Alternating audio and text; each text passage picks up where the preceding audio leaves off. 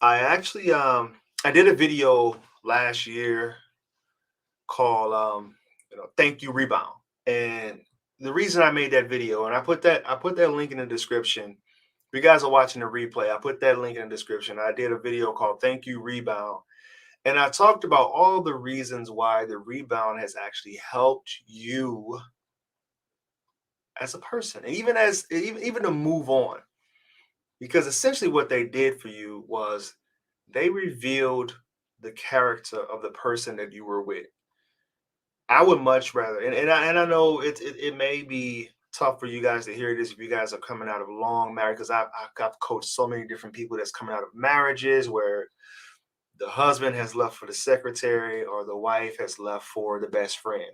So I understand that it's really hard to thank that person for taking someone that you were with and someone that you were committed to.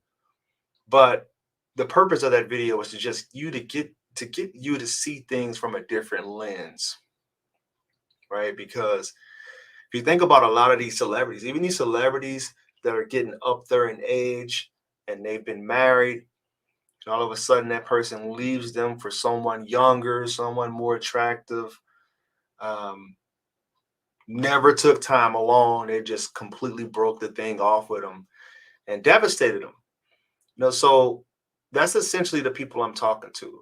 Um, I understand why that's a really hard thing to do, to thank the person that took someone that you essentially felt like were your best friend. So if you can't hear me, please let me know. Thumbs up. Let me know if you can hear me. Someone just text me. I'm trying to see if I can actually like be heard on this live feed.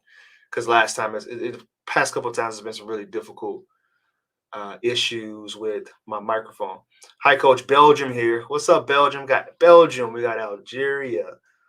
Do most rebounds last if they have too much going on? Define too much going on. Monkey Branch wasn't even mad when I found out. Just glad it all finally made sense. And that's another thing too, where you may be with someone and all of a sudden they start distancing themselves, and you're looking up stuff like, oh man, they must be an avoidant. And then you come to find out they actually weren't avoidant. And I actually put that in my notes too. When people come to my videos, they talk about whenever they book a session, they're like dead set on this person was an avoidant. And I have to be the person that's like, I really appreciate you supporting the avoidant and attachment style content.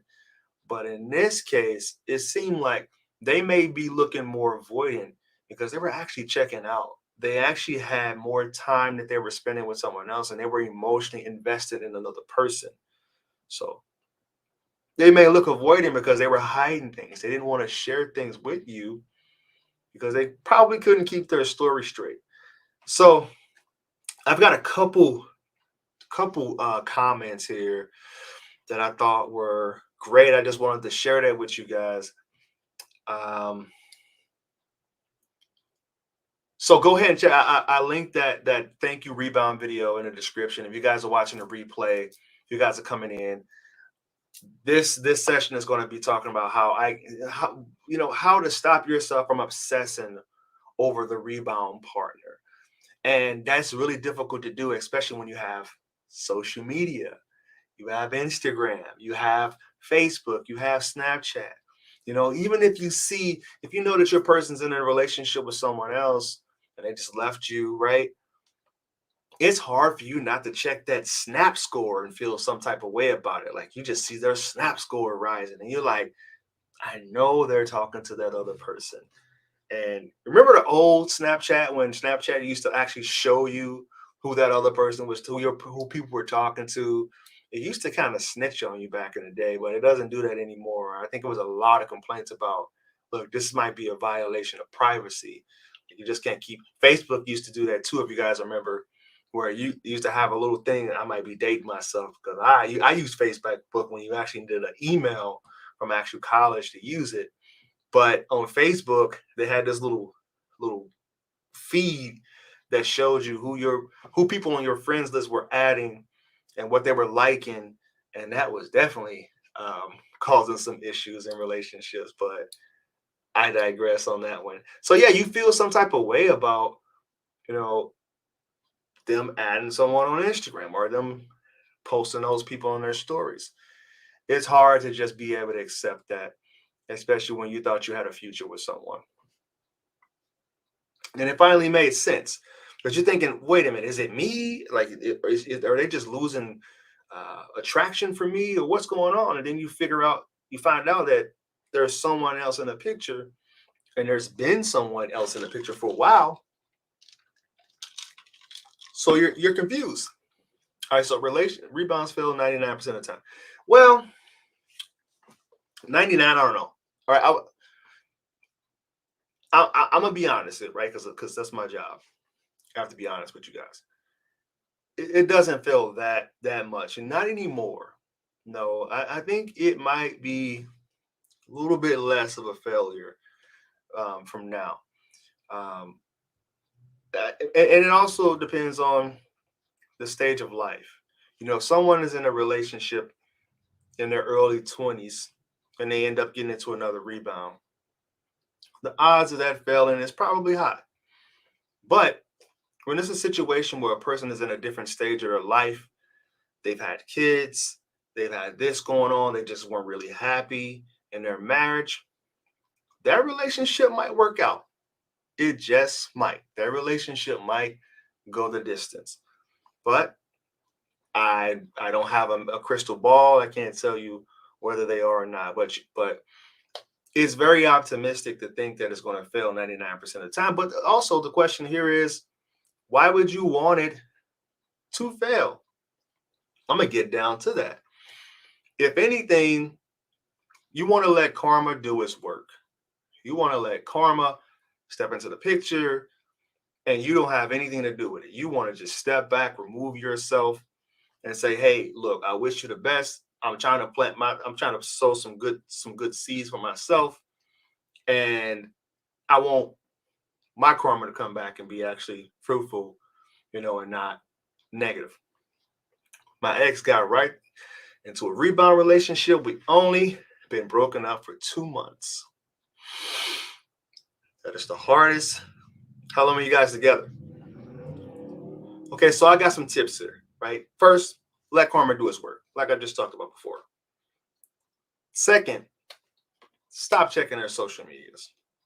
And I get it, one day at a time. Whenever I'm coaching someone and they're just really triggered and they're checking their social media pretty much every time they pick up their cell phone, I would say, all right, I'm not going to. I worked in the recovery community for a long time. 2 years, she was my fiance. I'm gonna get to that, Jay.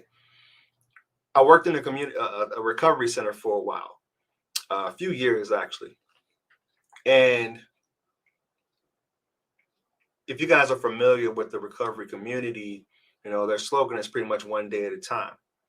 And so when someone's trying to break that love addiction, because essentially what it is, if it's not a codependency or a trauma bond, it's essentially a love addiction. So I tell them, look, if you check their social media 80 times a day, scale it back to 40. It may be 1 week you do, check 5 times a day, and then scale it back to 2 times a day. Because if you just go cold turkey, honestly, I think it's going to do more harm than good. But dosing yourself is important, right? Dosing yourself is important, because it's really hard, and then you end up, because here's what I see happen. Someone will say, "All right, I'm going cold turkey." Next thing you know, they have too many to drink. They're calling a person. They're talking about, "I miss you. I love you." And I'm like, well, it's because you went extreme with it and you weren't really ready for that level of radio silence. So, but when it is that rebound relationship, it's important that you do not interfere with what the other person has going on, because most of the time you're just going to push them right into that other person's arms. You're going to be you're going to be the topic of their conversations. Depends on how disrespectful the person is or how annoyed they are with you. And all right, I'm gonna get to that one right now. So this is actually interesting. Um, this lady, she wrote, one of my subscribers, She wrote on my channel, 9 years married, 19 years together. I left him September 2019, filed for divorce. We reconciled January 2020. I found out all kinds of things about his character and the things he did during our separation. COVID hit. I felt stuck and it seemed the world was going crazy. Nothing seemed normal. I stayed for 2 years after reconciliation. Worst mistake ever. I had zero trust after finding out the rebound. He rebounded after I left with two women. I didn't believe anything he said. He began to realize he began to really despise him. I began to really despise him. I had zero respect for him. Fast forward to 2022. I left for the final time and will never reunite. He rebounded again right before I left. I think the worst part is he doesn't realize the emotional damage he's caused. He can't see behind his own needs, beyond his own needs. I feel bad for him because he's exhibiting serious mental illness traits. Comment in the comment section below if you think this is an accurate kind of analysis. Obviously, you've been with someone for 19 years. You would start to pick up on some type of mental health issues, right? And this is actually leading to my second one.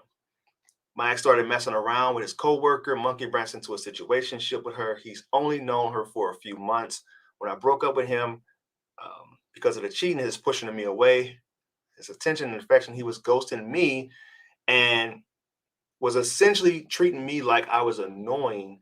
How many times have you guys experienced this? So if you just got a relationship with someone, or if it's been some time in the past and they started to really get annoyed by you, it's probably because they felt guilty, right? You don't, unless you are cluster B personality and you can't really feel that empathy for someone else, they probably felt guilty and they just wanted that person to go away, right? And I think that is some sort of, I'm not going to speak on that, or I'm gonna hold my thoughts on that one. But it's definitely not a healthy thing to do. If someone was with someone for 19 years, I mean, I would be thinking a bunch of different things. I would be thinking, all right, there's some type of crisis going on. How healthy was that relationship? Was there something that the person missed? Had the person been telling them for a while now that, hey, I'm not happy. This isn't a dynamic I want to be in. And I've coached multiple people that were in this exact same situation, and they felt like they just could not get over that person because of the way that that person left. And this is the other tip about how to stop obsessing over someone. Try not to ruminate on what they said at the end of the breakup. Only focus on the facts, because most of the time they're just making up reasons as to why they don't want to be in a relationship anymore so they can feel better about the decision that they just made. How many times if you guys are watching this on the replay, how many times have you gone through a breakup and during the breakup, that person just came up with all these different reasons as to why they couldn't be in a relationship with you anymore, or why they had their doubts? Where, uh, example, this one lady was with a guy for 10 years.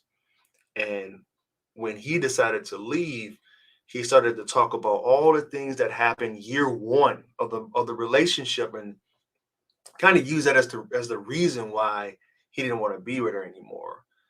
And saying, I told you, year two, I didn't really want anything serious.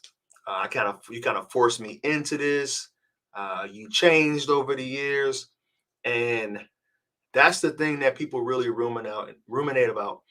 Um, in the end of the relationship. Quite frankly, that's a lot of the reasons why people reach out to me, just to get clarity on if what the person was actually saying was accurate, or if they were just in their own head about it.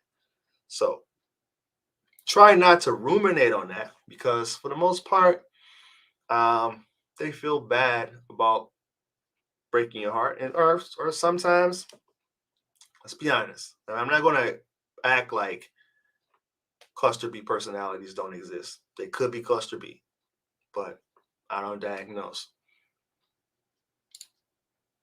Greg, 15 years, she monkey branched to a coworker while my mom was dying of cancer.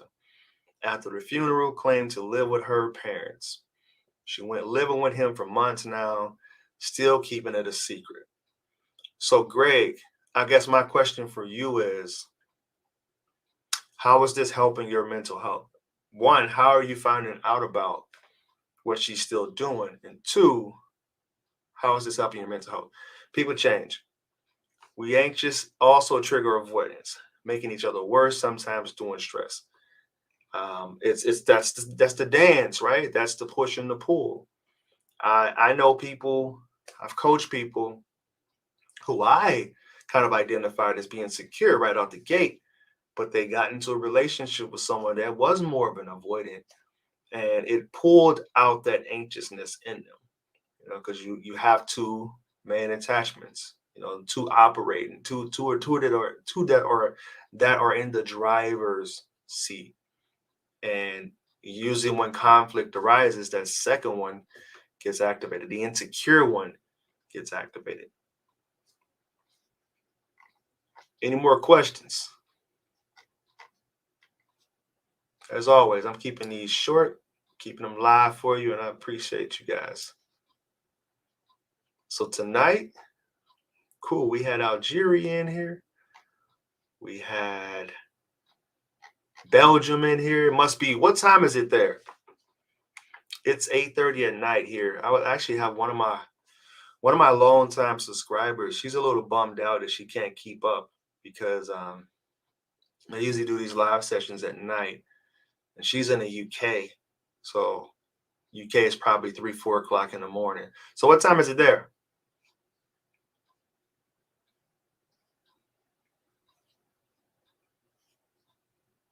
You guys got any more questions? Because I'm just gonna end this and let you guys enjoy your night.